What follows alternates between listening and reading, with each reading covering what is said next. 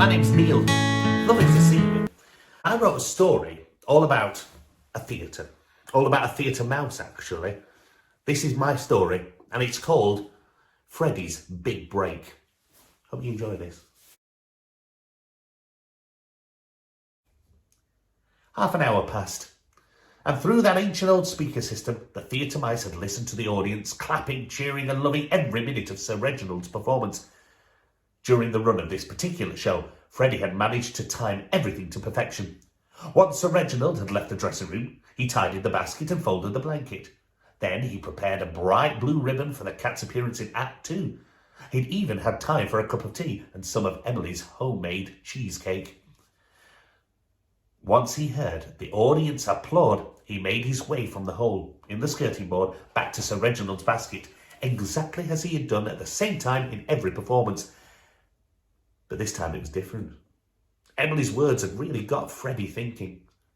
Halfway between the basket and the hole, Freddy turned round, ran back to the hole and popped his head inside. "Emily," he said, "you're right. I'm going to ask him." "When?" asked Emily. Freddy grinned and proudly said, "Right now." The door of the dressing room swung open as Sir Reginald returned. "What a marvellous crowd!" Sir Reginald beamed. Freddy was What a marvellous crowd, Sir Reginald beamed Freddy, as the distinguished actor once again entered the dressing room.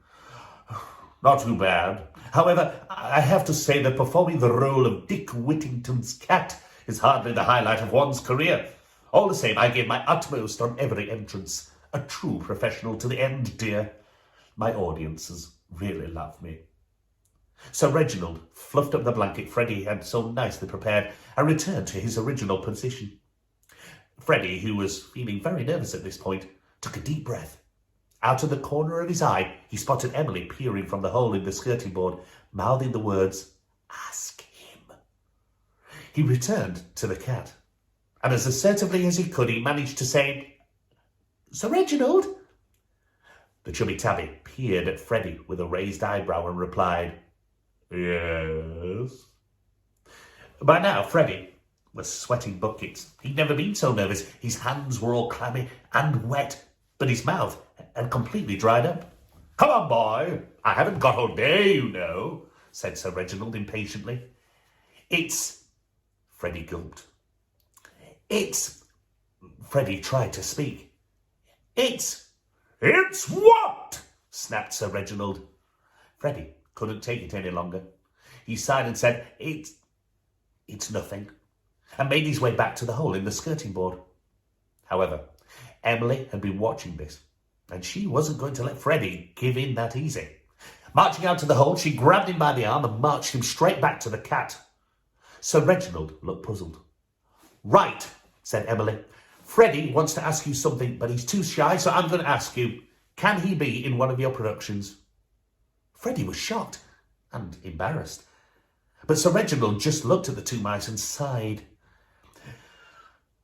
Freddy, show business is a very difficult business, and acting is probably the hardest profession in the world. Let's discuss this further tomorrow." And with that, the tubby old cat rolled over, closed his eyes, and went to sleep. Freddy stood next to the cat, looking thoroughly disheartened at Emily. But she gave him a friendly hug, and with his small mouse voice, Freddy quietly whispered, "Tomorrow," as he and Emily headed back.